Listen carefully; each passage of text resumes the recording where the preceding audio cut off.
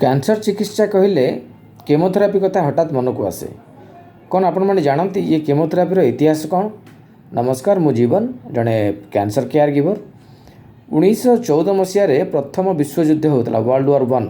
से समय गोटे विषाक्त गैस ताको मस्टार्ड गैस बोली कहुए, से मस्टार्ड गैस व्यवहार होता एवं से समय जो सोल्जर्स सैनिक मैंने लड़ुले आउ से कैंसर होता से यही मस्टार्ड गैस को एक्सपोज होते एवं एक्सीडेंटली से सोल्जर मान केस से सैन्य मान माने सांगरे जो मैंने कैंसर रे पीड़ित थे से पाखे किछिटा इम्प्रूवमेंट देखा जाता।